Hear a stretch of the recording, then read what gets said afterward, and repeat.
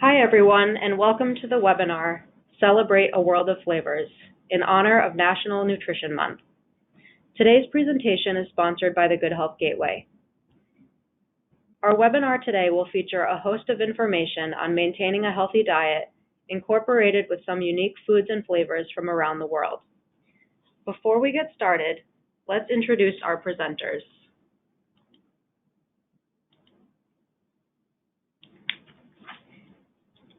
My name is Sarah Costa, and I'm Senior Manager of Client Services at the Good Health Gateway, and I'll be moderating today's webinar.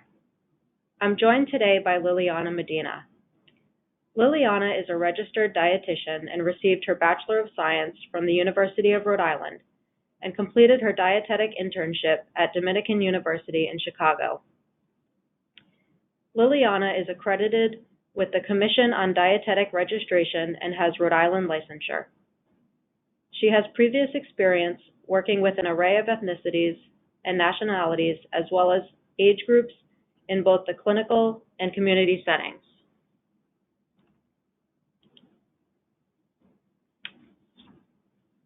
So what is National Nutrition Month?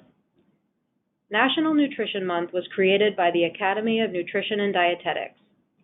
During the month of March, everyone is invited to learn about making informed food choices and developing healthful eating and physical activity habits. Celebrating flavors from cultures around the world is a tasty way to nourish ourselves and appreciate our diversity. We are all unique with different bodies, goals, backgrounds, and tastes. And it's important to remember that a diet that is healthy for someone with diabetes is also healthy for all Americans. So with that, I'm going to turn the presentation over to Liliana. Thank you, Sarah. In keeping with this year's theme, Celebrate a World of Flavors, incorporate a variety of healthy foods from different cultures by consuming beans, for example, chickpeas, pinto beans, lentils, navy beans, and black beans, to name a few. Beans are a good source of protein and fiber, and also a healthy substitute for animal protein. Whole grains like brown rice, quinoa, millet, steel-cut oats, and buckwheat are more nutrient-dense than refined grains such as white rice and white bread. They do take a little longer to cook, but they are definitely more nutrient-dense and well worth it. Fruits and vegetables have an abundance of vitamins and minerals along with other phytochemicals and nutrients. Fruits typically have seeds on the inside, and some examples that most of us are familiar with are bananas, apples, pineapple, and oranges. There are many other different varieties from different regions, mangoes, papayas. You also have some called chirimoya, which is common in South America, and the list goes on and on. Then we have our starchy and non-starchy vegetables. Root vegetables grow below ground and are typically our starchy vegetables. Many of us know that these starchy vegetables can cause our blood glucose to go up. Then we have non-starchy vegetables, typically grow above ground and include leafy greens like spinach, kale, broccoli, asparagus, and Brussels sprouts, to name a few. Fish. They are rich in protein and essential fatty acids, such as omega-3. In particular, salmon is high in omega-3, also sardines, cod, canned tuna, and herring. Nuts and seeds are nutrient-dense, high in protein, and again, high in healthy fats, such as omega-3 again. Walnuts is particularly high in omega-3. Then there's pistachios, cashews, and we have some pumpkin, chia seeds, and flax seeds that can easily be added to yogurts or salads. Now moving on to hydration. The human body is over 50% water. We can hydrate with fruits and vegetables. About 20% of our hydration can come from fruits and vegetables. They provide water along with other vitamins and minerals. But in general, it's recommended that we hydrate with fluid, and the general recommendation is 8 fluid ounces of water a day, or 64 fluid ounces. But everybody's different, and we all have different fluid needs.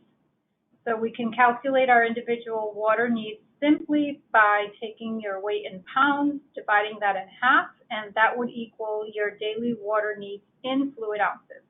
So if you weigh 150 pounds, your fluid needs are about 75 fluid ounces, or roughly 9.5 cups a day. Keep in mind that if you have certain disease conditions like liver disease, kidney failure, or congestive heart failure, your doctor may restrict your fluid needs, and it's important to follow their recommendations. The relationship between food and diabetes. Managing your blood sugar is the key to living well. When you have diabetes, testing your blood sugar is important, and it's key to learning how your body responds to certain foods. Testing your blood sugar will help you stay within the recommended range and help you correct for lows and highs.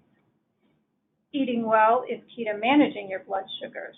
The food that you eat will affect your blood sugars, and eating a well-balanced meal will help control your blood sugars. So how do we balance out meals? Include non-starchy vegetables such as broccoli, spinach, and green beans.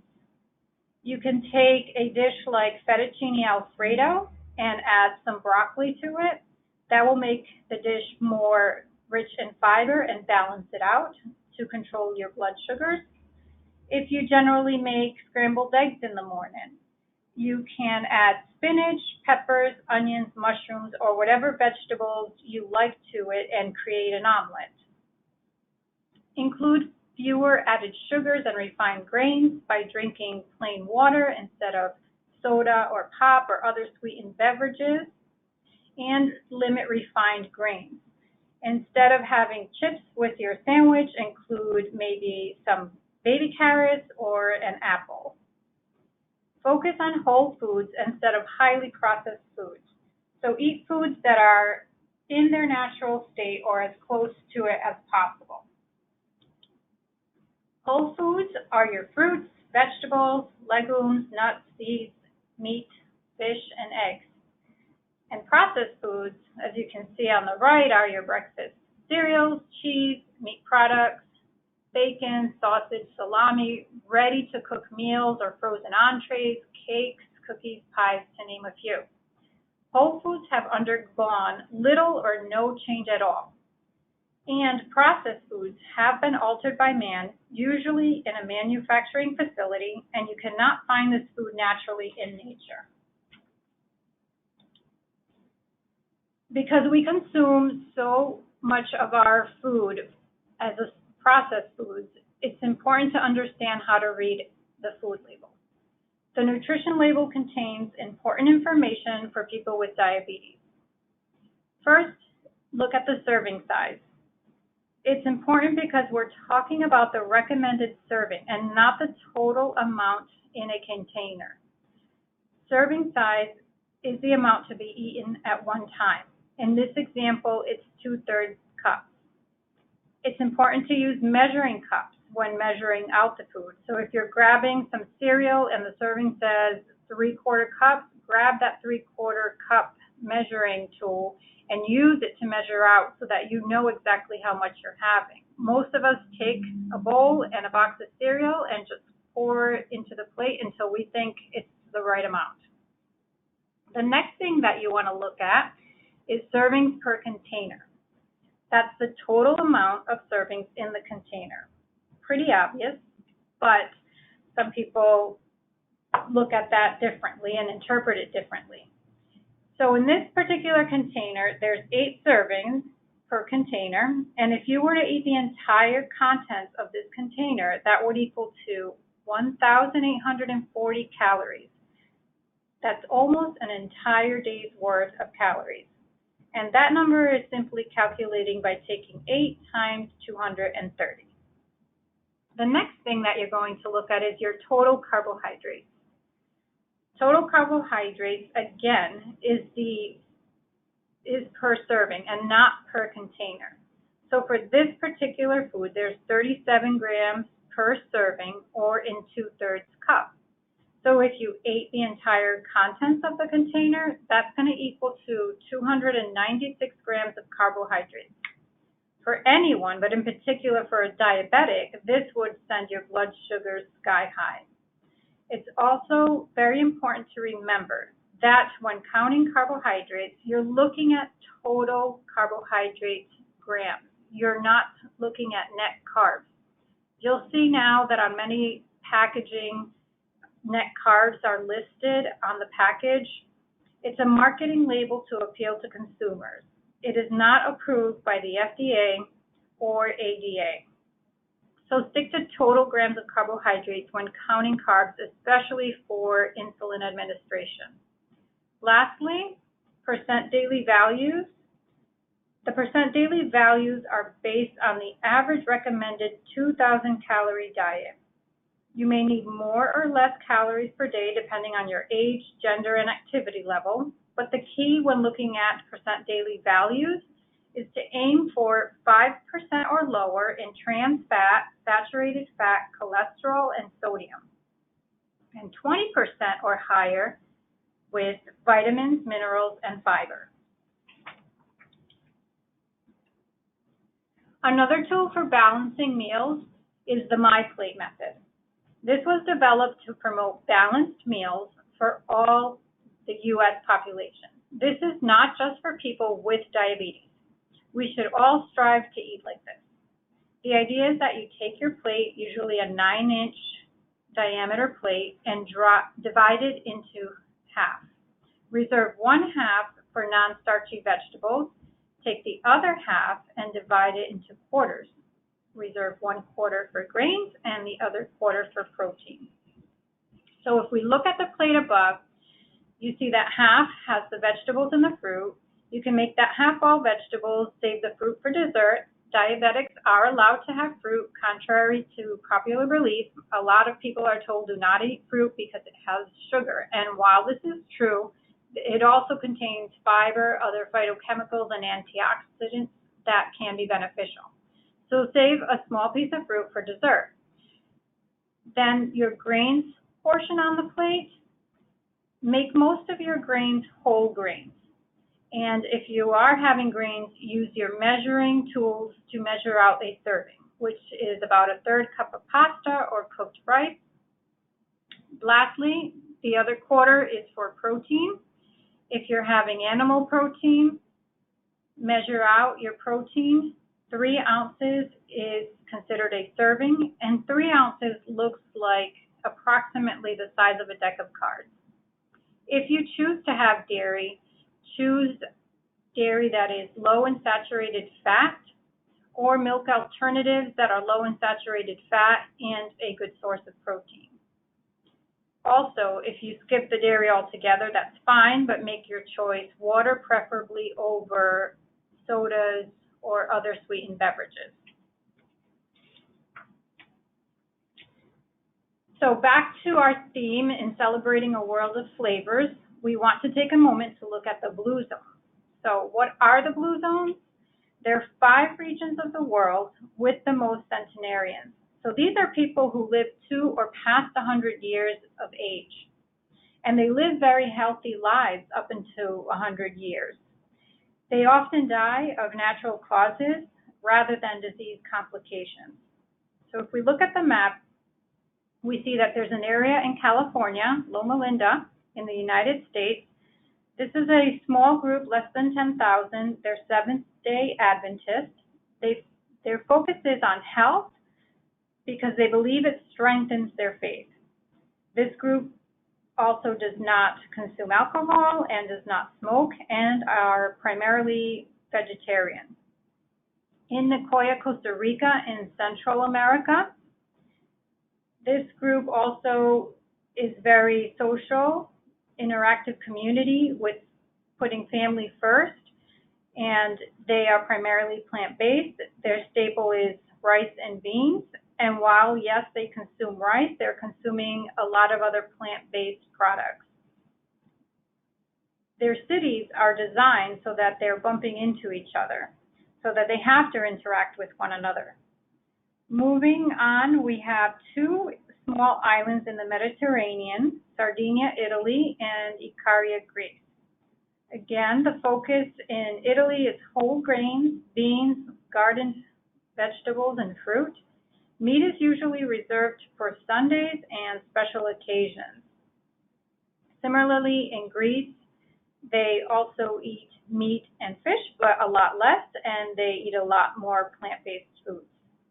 Then we have, lastly, Okinawa, Japan. Again, more vegetables and beans is the primary focus of their diet, and they're known to eat until they're 80% full. They have a saying that they recite before meals, hara hachibu. Essentially, this means calorie restriction and mindful eating.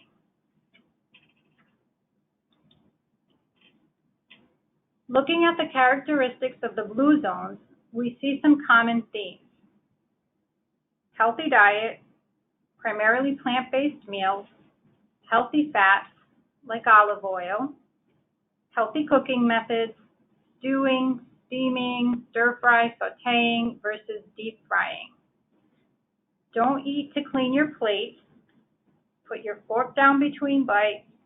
Chew your food 20 to 25 times before swallowing. If they consume alcohol, they do so in moderation or none at all. So what's the recommendation for alcohol? 1 drink for women and 2 for men. And this is a daily recommendation. And what that equates to is either 12 ounces of beer, 5 ounces of wine, or 1.5 ounces of distilled spirit. People in the blue zones also move more and sit less. We are increasingly sedentary in this country, and we need to schedule physical activity in addition to what we normally do.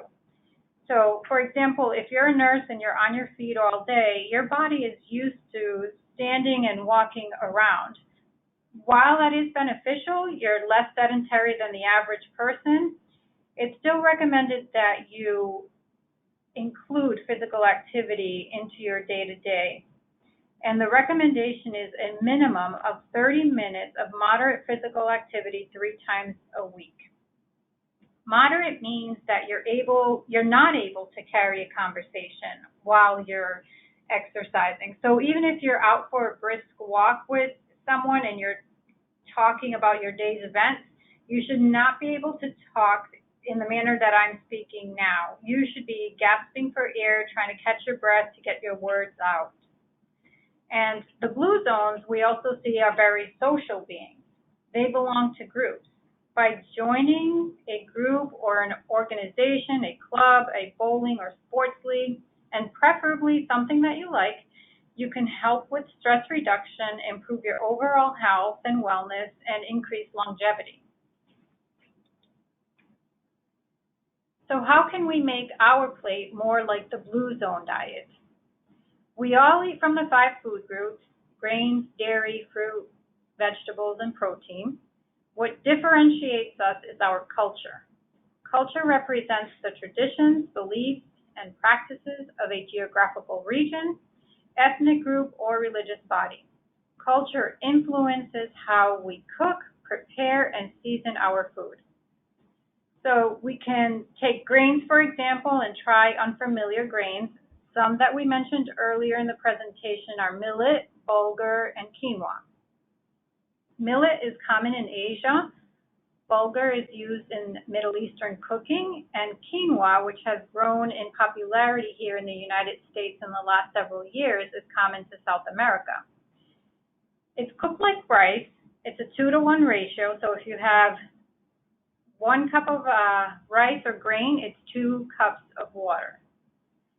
Some whole grains are going to take a little bit longer to cook, but the benefits are worth it. Dairy. Most regions of the blue zones do not consume dairy in the form of cow's milk, but rather in the form of yogurt or cheese or goat's milk. So try adding feta to salads, as is common in Greece. Try Greek yogurt, which is high in protein. It's a healthy snack. and it's sometimes made into what they call tzatziki, which is a salted yogurt with cucumber, olive oil, lemon juice, and additional herbs for seasoning. Lebne is a Middle Eastern soft cheese that is made of strained yogurt and has the consistency of cream cheese and often eaten with breakfast. Fruits and vegetables, eat the rainbow. The richer the color, the more nutrients and antioxidants are in that fruit or vegetable. That is one reason you may have heard of people recommending that, or dietitians recommend that you eat spinach, romaine, kale versus iceberg lettuce. Iceberg lettuce is lighter in color, less nutrients, whereas the others are higher in nutrients because of the deeper greens. So depending on where you live in the U.S., fruits and vegetables that are not native to you are often found in local grocery stores. So try different things. Try starfruit, papayas, mangoes, jackfruit, or bok choy is a leafy green that is common in Asia. It's very easy to cook and will add a different flavor to your meals. Protein. Most protein in the blue zones is consumed as plant-based protein versus animal protein. Try black bean burgers, vegetarian chili, and black bean burgers, you can either try making them at home. They're easy recipes to follow online. Vegetarian chili, the same. You're practically just omitting the beef and adding some other extra lentils or beans to complete that meal. You can also find readily available plant-based alternatives in the grocery stores. So they have plant-based sausage patties or burgers. While they're processed, they're a good way to transition into plant-based eating. So be brave, try something new. This delicata squash, radicchio, and chickpea salad offers healthy chickpeas, plant-based protein, squash and radicchio vegetables, and an array of spices like cumin, coriander, paprika, and herbs that provide flavor and also nutritional benefits. If you don't know what some of the ingredients are or you can't locate them in the grocery store, don't be afraid to ask for help. And tips for succeeding. Planning and preparing are highly important. Figure out what you're going to eat for the week. Create a shopping list with ingredients needed for the coming week's meals and snacks. Shop the perimeter of the grocery store. Most whole foods are found in this section. Processed foods are found down the aisle. Read the food label when shopping down the aisles for processed foods, and look at the ingredient list. Ingredients are listed in descending order by weight. So those in highest amount are listed first, followed by those in smaller amounts. If sugar is in your top 3, you know this product has a lot of sugar. So when buying a product, look for sugar to be listed towards the end. Avoid grocery shopping when hungry. It's best to shop when you're not hungry. If you've ever gone grocery shopping when you're hungry, you know that everything is appealing at that point. So if you can avoid that and possibly go after you've exercised, because you're going to make more thoughtful decisions. Shop seasonally and locally to get more bang for your buck. However, buying frozen fruits and vegetables is acceptable. They're actually picked at their prime and nutrients are locked in. Lastly, set yourself up for success. If you have what you need to be successful, it's much easier to succeed. That concludes my portion of the talk. I will hand it back over to Sarah. Thank you, Liliana. That was super helpful and great to learn about some of the different flavors that we have throughout the world. So that's going to conclude the presentation for today. If you have any questions about any of the content that we reviewed during our presentation this morning, feel free to email me, Sarah Costa. My email is on the screen here. Or if you have any questions about your program, our helpline is available to assist you at any time or simply log into your portal at goodhealthgateway.com. As a reminder, if you would like to watch any of our other webinar content that we've done in the past, please visit our YouTube channel. You can find us on YouTube by searching for Good Health Gateway in the search bar. So I want to thank everyone for attending today, and we appreciate your time and hope you have a great day.